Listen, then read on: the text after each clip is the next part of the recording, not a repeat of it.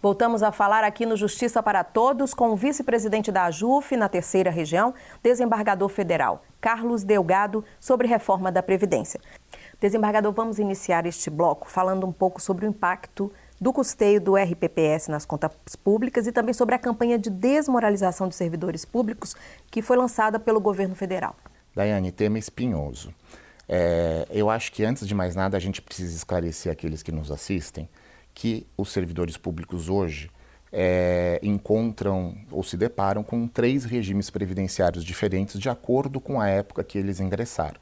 Aqueles que ingressaram até 2003 têm direito à paridade e integralidade, ou seja, se aposentam com vencimentos integrais e a correção disso é feita de acordo com os índices aplicados para quem está na ativa. De 2003 a 2013, o servidor público não se aposenta mais com integralidade. É uma média dos valores com os quais ele contribuiu, né, mantendo a paridade com os índices aplicáveis aos da ativa. E de 2013 para frente, que já representa quase 1/4 da magistratura federal, que é o nosso caso, não há mais integralidade nem paridade. O servidor, e no caso os magistrados federais que ingressaram depois de 2013, se submetem ao teto do regime geral da Previdência. Tá? Então, a tendência, obviamente, é que isso vá virando. Hoje eles representam quase 1/4, daqui a algum tempo, certamente, a maioria. Certo? Essa demonização do servidor público que o governo federal vem empreendendo para conseguir que a opinião pública carregue a reforma da Previdência com ela, né? É importante que se diga, o servidor público acessa o serviço público por meio de concurso público. Aliás, um objeto de desejo de grande parte da população, né? Servidor público não é aproveitador e não é bandido.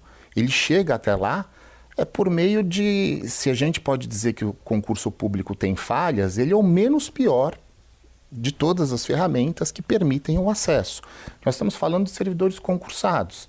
Aqui, nosso objetivo não é tratar de servidores que vêm ao serviço público por meio de convites que não concurso público, como, por exemplo, os comissionados.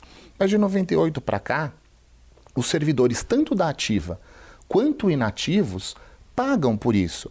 Interessante que o aposentado do regime geral não recolhe para a Previdência Social depois que ele se aposenta. Enquanto que o servidor público, os magistrados federais se incluem aí, continuam recolhendo durante a sua inatividade, sobre os proventos da aposentadoria, continuam custeando o regime próprio de previdência. Tá?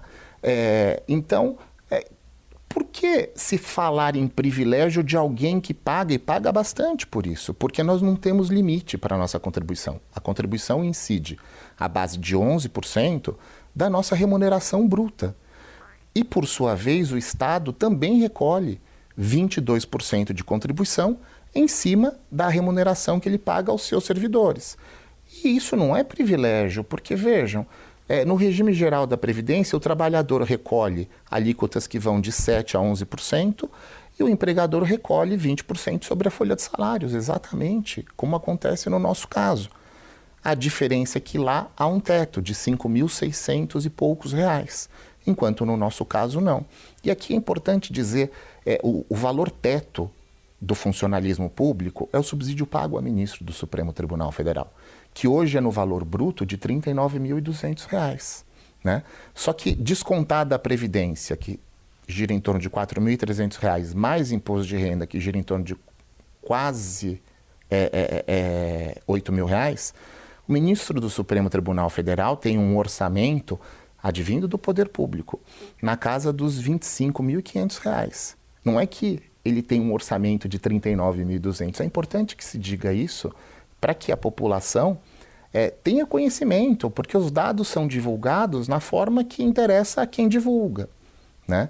Então, qual é o impacto do regime próprio dos servidores públicos nas contas públicas?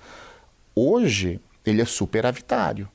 Por quê? Porque nós recolhemos, junto com o nosso empregador, valores suficientes a custearem a percepção de uma aposentadoria equivalente àquilo que a nossa última remuneração na vida profissional.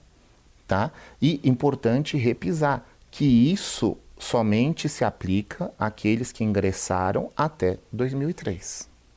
A AJUF, em nota técnica, se demonstrou contrária a um estudo realizado pela Secretaria de Política Econômica do Ministério da Economia, que trouxe o seguinte dado, doutor Carlos. Um juiz que se aposenta com benefício de R$ 35 mil, ao fim da vida, ele vai receber quase 5 milhões de reais a mais do que contribuiu. Esse número procede? Fala-se no governo federal em privilégio. Isso procede? Não, Daiane, esse número não procede. Não procede por quê? Porque quem divulgou esse número não levou em consideração a contribuição que o governo faz como empregador dos magistrados federais. Como eu falei há pouco, é uma contribuição no valor de 22% daquilo que se paga para os servidores públicos, dentre os quais se incluem os magistrados. Então, é simples, primeiro, se fazer uma conta que leve em consideração só a contribuição do trabalhador. Tá? Aliás, esse é o sistema que o governo pretende emplacar, que é o sistema da capitalização. O empregador não contribui mais com o regime de aposentadoria do trabalhador, né? Mas isso é uma outra história. Só voltando. Então, já começa daí. Esse número é falho porque ele simplesmente deixa de considerar os 22% que o governo recolhe. E um outro dado que ele também deixa de considerar é que a média de ingresso na magistratura federal, nós levantamos esses números, ele está abaixo dos 30 anos. Ele está entre 29 e 30 anos. Mas, normalmente, aqueles que ingressam na magistratura, eles já vêm de regimes contributivos outros. Ninguém está dos 18 aos 30 anos só estudando, sem efetivar contribuições. Na pior das hipóteses, está contribuindo como contribuinte individual, enquanto estuda, justamente para que haja um histórico contributivo. E a gente sabe que não é só isso, vem de outras carreiras públicas. A magistratura federal é almejada muitas vezes por quem já está exercendo outros cargos públicos. Então, os dados que foram divulgados são falaciosos, eles não são verdadeiros.